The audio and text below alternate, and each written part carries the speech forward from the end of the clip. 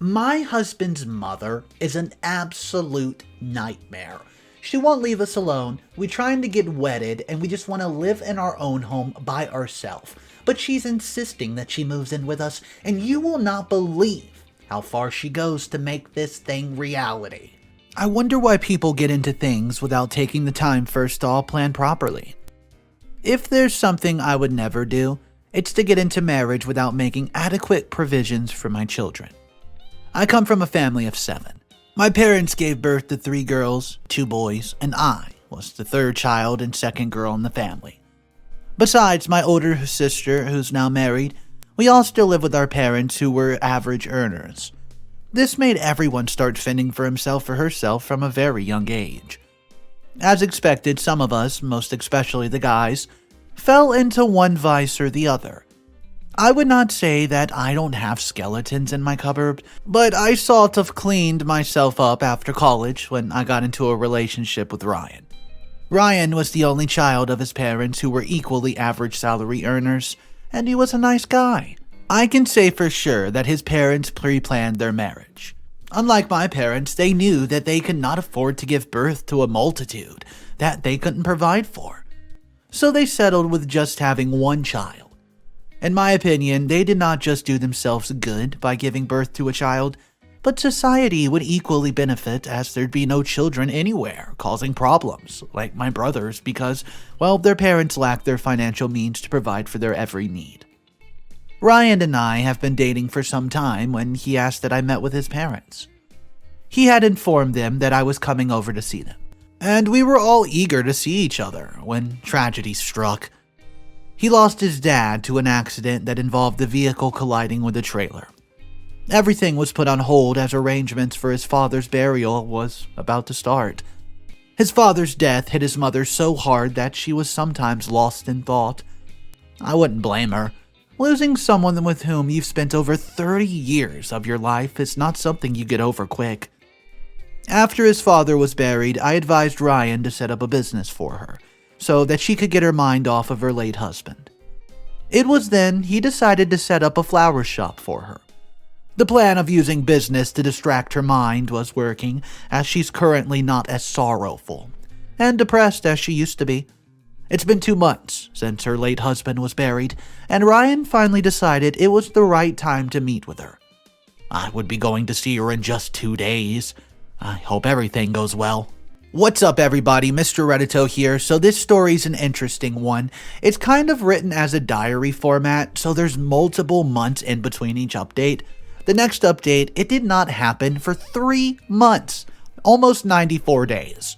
Let's go ahead and jump into update number 1 and see exactly how that meeting went. It's been 3 months since I've last updated, and Ryan and I are currently not talking to each other. The shocking part is that his mother is caught in the middle of it. The day I finally met his mom was quite an emotional one. She broke down in tears as he introduced me as his lover, who he intends to get married to in the future. Her tears were not because she was not happy for her son. She was crying because it reminded her that her lover was no more around to watch their only child have a family of his own. She did welcome me rather warmly, and we bonded very quickly. Since I was yet to get a job, I spent most of my time with her at the flower shop. We began growing close to the point Ryan would jokingly warn his mother not to steal his lover, who started as a joke, however, soon became something serious. Ryan called me one of the days and noticed he was no longer comfortable with how close I was getting to his mother. He asked me to limit my stay at her place. This was shocking to me because every man desires his mother to get along with his wife or lover. I mean, that's how it's supposed to be.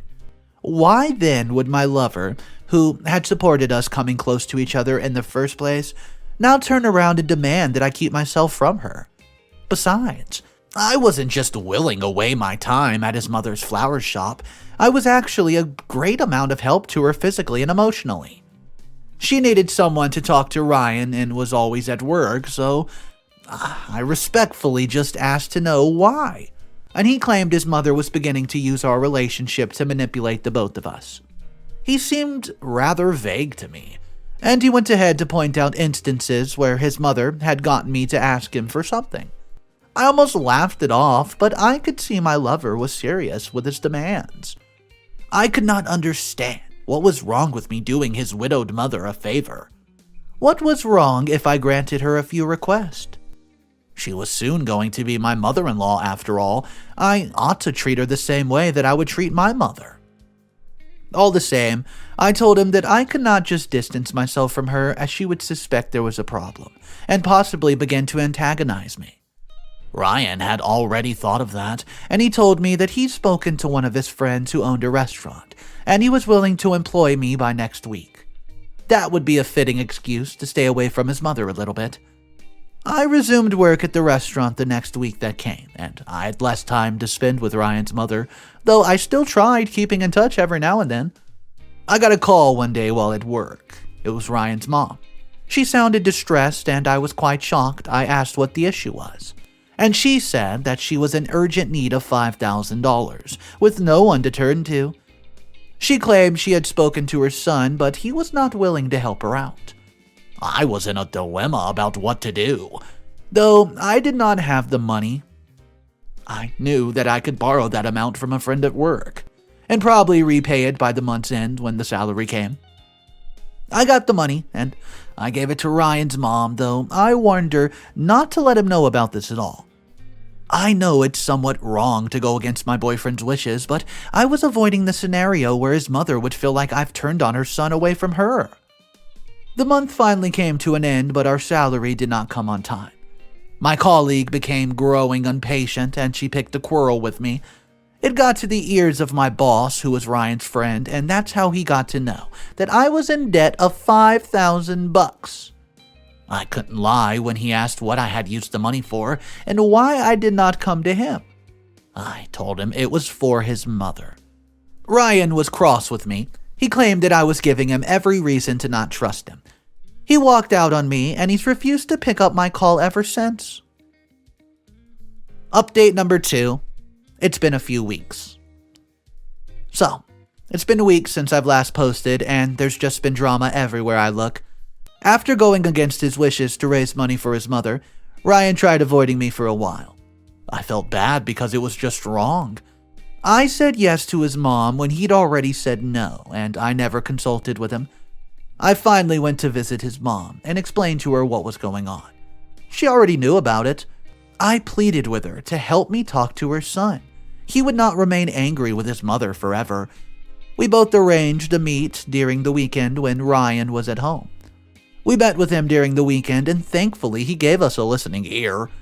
His mother did not plead for herself. She just told him to not hold any grudges against me, as she was the one who had me met for assistance.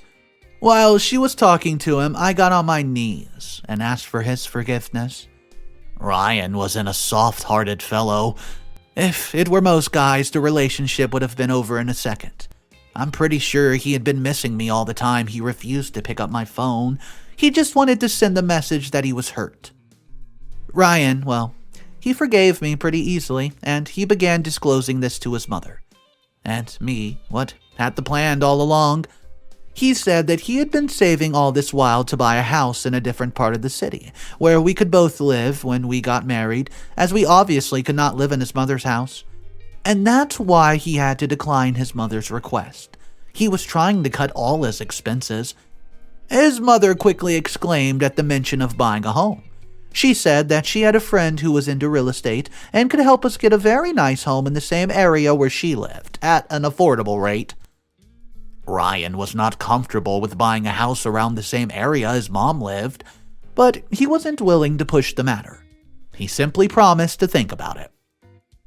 Within a few days after the discussion and reconciliation, Ryan's mother immediately got in touch with her friend and asked that she help to get her son an affordable house in the area. Ryan was informed that there was a house within that area that was just put up for rent for a price that was very good, and he went to see it. The was okay, as a matter of fact. It was too good for the price that was mentioned. A 3-bedroom apartment was put for just $250,000. Ryan's mother advised him to quickly make the down payment of $50,000 before some other people would jump at the offer. In obedience to his mother's advice, Ryan quickly made the payment. But while he was preparing to finalize the deal, a problem broke out. Unknowns to us, the house was being sold by a couple that was going through a nasty divorce. The husband, who cheated on the wife, decided to sell the house which they co-owned. She planned to sell off his properties before they were officially divorced, and she knew she'd likely end up with little to nothing. The husband got wind of her moves and alerted the judge, and he put the whole process on a standstill. This meant that Ryan's money was obviously stuck, and though he would recover it later on, that would be after the whole issue had been settled and the lady ordered by the court to repay him. Ryan's mother apologized for misleading him. That was all she could do. Apologize. Update number 3. Well, I know some time's gone by since my last post, and this is because I'm currently in the creepiest situation ever. After the house incident, I began seeing Ryan's perspective and the reason why he wanted to form a distance between his mom. Well, and me too. She was practically trying to get herself involved in all of our business. She had even suggested that we moved in with her after marriage, and we both knew it was going to be a bad idea, so we declined. She was forgetting the fact that marriage was between a man and a woman, without the presence and influence of his parents. Ryan insisted that we would get a place on our own whenever we got married. Well, that was no plan to get married anytime soon, as Ryan and I both felt the need to recover what we'd lost financially. But it turned out I'm pregnant, and we were not willing to have children outside of wedlock, so we began making emergency wedding plans. His plans involved taking up his mother's offer on living with her after marriage. The wedding, it was quite a small one. Besides the families, we had just a few friends and acquaintances there. After the wedding, we moved in with his mother, and as I said, it was a bad idea. She would not let the newly wedded couples make decisions on their own. She always had an opinion about everything, and each time we followed her advice out of respect, we ended up on one disaster or the other. It became crystal clear to Ryan and me we needed to leave the house as soon as possible.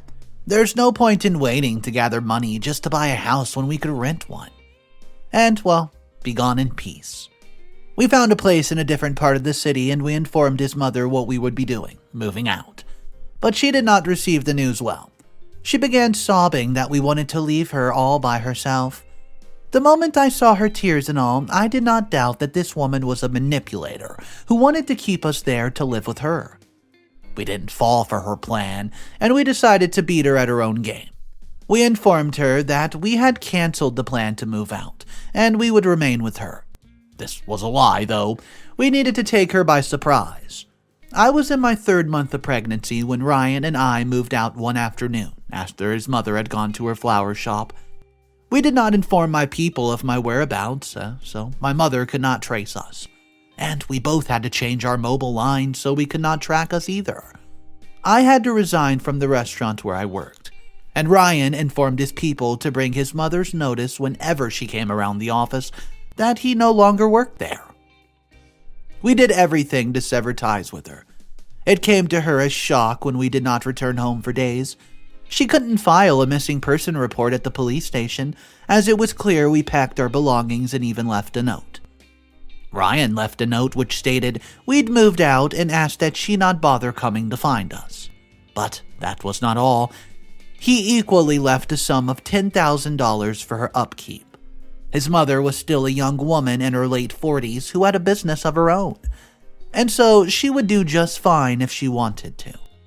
We moved into our rented apartment at a different place in the city, and I can say it was at that time we had our honeymoon.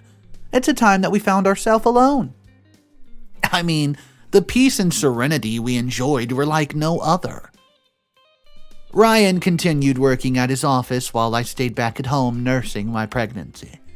Contrary to our predictions, Ryan's mother never came to look for him at the office. She didn't even make a fuss about our disappearance. It was as though she was happy that we were gone.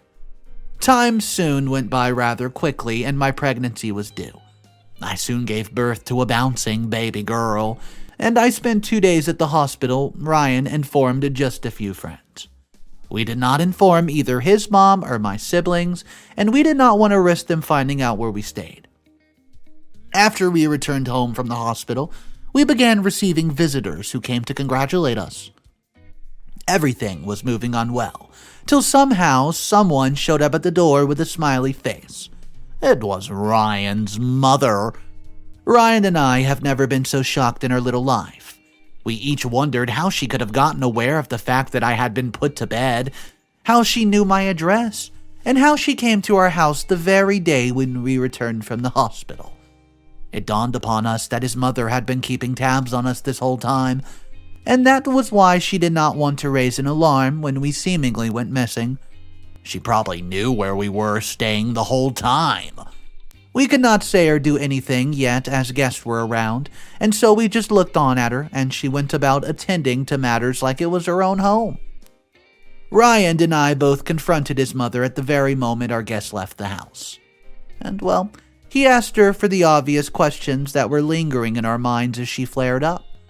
She attacked Ryan for behaving irresponsibly by avoiding his mother who had raised him, and I was not spared. She finally noted that she was just there to take care of her granddaughter, and would be gone after some days.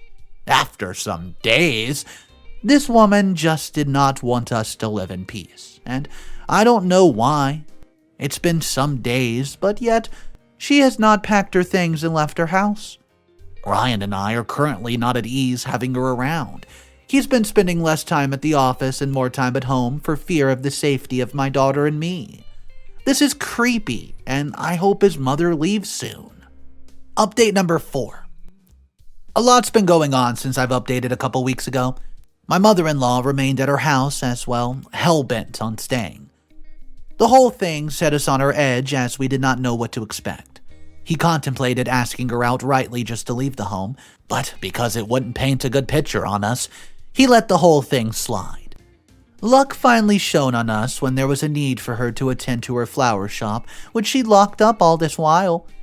We finally breathed a sigh of relief when she left. Ryan's mother had other plans in mind, though. She went to my family's home and informed my parents that I've just given birth to my first child. She painted the picture of me wanting them to come over and help me out. Ryan's mom was really smart. She wanted my people to come spend a few days with us just to ensure that we did not elope again. The funny part is that Ryan's mom was at the loggerheads with my parents. I think she almost had issues with my dad during my wedding day. She had to be brushing off all the aside because of her agenda. My parents visit us, and we had to go with the lie that we sent Ryan's mom to inform them of my delivery. They would have picked the fence if they've learned that we have been ghosting them just as we did to Ryan's mom. Ryan and I both wondered what his mother was after. There was just something off about her wanting to be around all this time. It was suspicious. My parents stayed with us for just 1 week before going back. It was then I learned that my mother's constant rise in blood pressure was becoming much more of a concern. Ryan got a call from an insurance company 2 days after my parents left her home. They were calling to inform him about the money which he was yet to claim, and he requested he visits their office in person. They were calling to inform him about money which he hasn't claimed. On getting to the office, it turned out that my father had insured his car, which had been in an accident, and the insurance company informed Ryan that he was to be paid the amount of $750,000, as my father had put him as the next of kin. They further noted to Ryan that the reason they had to get in contact with him was that Miss Grace, who happened to be his mother, had been trying to circumvent the due process to have them pay their funds to her account for the past year. Ryan was surprised and angry. He called his mom to tell her what had exactly transpired, and she sighed at the fact that the company had finally reached out to her son. She claimed that he had been too busy running around in preparation for his father's burial and our wedding that she decided it was best he didn't even know about it. It was a lie, and Ryan and I knew it.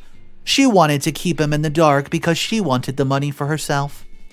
Ryan and I were both disappointed in his mom, and we began getting the understanding that she had her eyes fixed on the money all along. How pathetic. Ryan decided to follow on the process to get the due money, but we shortly received news that my mother had passed away, and that served as a little distraction. The burial ceremony happened all the same, and my father, who we the children knew to be a secret womanizer, quickly moved on. After the burial of my mom was concluded, Ryan decided to push through with the process of claiming the money from the insurance firm, but we made a few observations. It turned out that his mother would call to ask for a financial favor to make a demand. The alarming part was that these demands, which Ryan always turned down, were usually in the hundreds of thousands. Someone who had a thriving business. I could bet all the money I would ever make in this lifetime on the fact that the only reason she was making such outrageous demands was that she felt my husband had been paid the money by the insurance firm. She wanted her share. She knew better than to approach me, as I've now come to see her for the money monger that she is. Her trick of coming to me after her son must have refused to give in to her demands was not going to work anymore. Ryan and I are currently in suspense, as we don't know what his mother was currently up to. Update number 5, final update. I don't think I've ever experienced the level of drama which has occurred since my last update. After days of living in suspense and anticipation of something crazy from my mother-in-law, she finally showed up at her home. This time around, she came with her belongings and she meant business. Ryan was not at home when she came, otherwise he would likely send her away. Though I knew carried trouble besides the bags that she came with. I could not ask her why she had come, as it would look rather weird and unwelcoming. But the truth remained that she was not welcome there at all. I just kept quiet and waited for her son to return from work. Ryan finally came back home to find his mother carrying his child. He could not hide his displeasure. He did not bother to respond to her greeting. He just went ahead to the question, her reasoning for coming without prior notification. She put down my child and immediately challenged him for insinuating that she needs to seek his permission before coming to her house. It was like something else that evening. She called him names I just don't want to remember. Ryan went ahead to ask her why she was bent on making life difficult for us, and she said she only wanted half of the money her husband had worked for. It all is what she wanted, and she also wanted her to leave his house. Ryan flared up. This was the first time I would be seeing him react to his mother in such a manner. He told her that the money which his father had left was his name, and no one had the right to make demands to it. He equally said to his mother that she had embarrassed him enough by going to the insurance firm to try to boycott the money. He noted that if it was someone else, he would have long pressed charges a long time ago. Mothers are very good at emotional blackmailing. She began shedding fake tears while claiming that her son, whom she's trained with her sweat, now turned into an ingrate because he has some money in his account. Ryan did not just stay back and let her play the quote, "After all I did for you" line. He began recounting to her about the times when she had advised us that we fell right into a mess. He brought up the housing issue, where he'd lost his money because of her advice. Ryan was angered to the point that he made a derogatory remark against her. I had to step in just to avoid escalating beyond the point, because from where I stood, it looked like my husband could hit his own mother at this point. Ryan ignored his dinner. He rather spent the whole of the night fuming in anger. It was clear that his mother was wrong, but I would not justify him talking to his mother the way he did. She was his mother, after all. I suggested to him that rather than come against her like an enemy, we could apply wisdom and deal with the issue the way it would favor us. Then, he was willing to listen to any suggestions which I had, and so I made a proposition to him. I asked him to apologize to his mother and promised to give her half the money when the insurance paid it. This was going to be an empty promise, as we'd elope to a different state entirely when the money arrived. This little promise would make her give us peace and time to plan. Ryan bought into my suggestion, but there was a problem. How do we get my mother so occupied that she fails to notice us moving out of the house?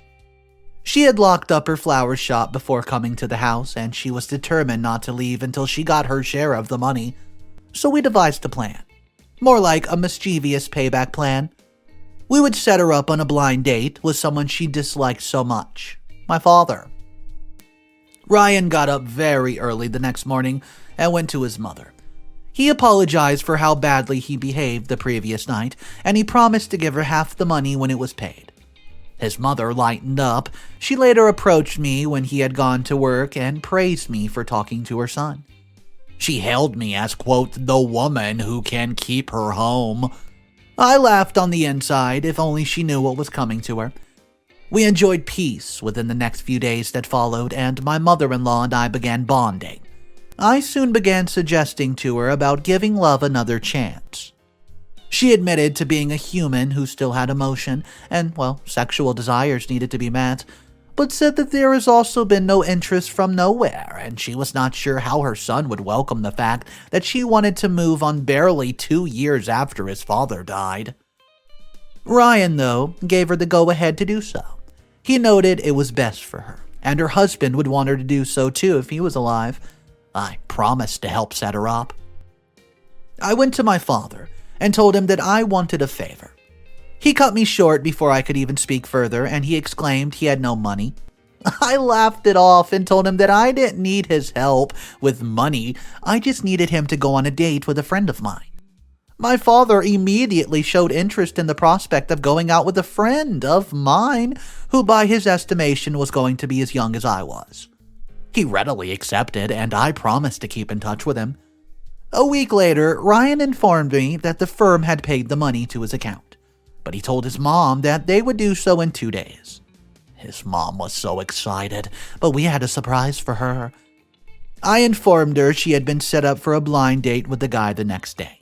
The plan was to wait for her to leave for her date before we quickly moved out of the house. We were all eager to see the next day, and it finally came. Ryan came home earlier than usual, and we both acted like everything was fine. I'd booked a table for my father and mother-in-law at a restaurant that was 40 minutes away from our home. I called and ordered an Uber for my mother-in-law and waited till she was on her way before giving my dad the go-ahead to make his way there. Once my mother-in-law was away, me and Ryan immediately packed the few important things we could and headed for a hotel that was not around the area. We had booked our tickets for a train that would leave for a different state very early the next morning. Our parents got to the venue and they were both shocked to find themselves there. My mother-in-law was not willing to spend a second with my father, so she immediately left and made her way to the house while fuming with anger. Well, her anger was inflated when she got to the house to find that we left it, and left her a note just like we did before. We told her once again not to bother looking for us as we were out of reach this time around. We boarded our train very early the next morning and we arrived at our neighboring state. Ryan, he's currently hunting for a job, though we still have enough to live on for a while, and we're equally making plans on setting up a restaurant for myself. His mother was finally, and I mean finally, out of our lives for good. Alright, so I was thinking the whole time, this is just actually a really sad story. OP and her husband had such a hard time, but I think the worst part of it was, you could tell OP's husband had a close bond with his mom to begin with, and he really didn't want to have to do what he had to do. But, in the end of the story, we all know how it played out. They had to run away from this crazy mother-in-law. Let me know your thoughts. Let me know if you would have done the same. You can drop all your comments down below in the comment section. I hope you guys enjoyed this very dramatic story today. If you're new to the channel, just know Mr. Reddito has stories every single day. You can also check out my other channels in the description below. Thank you so much for tuning in, guys. Have an amazing day, and remember, it's cool to be kind.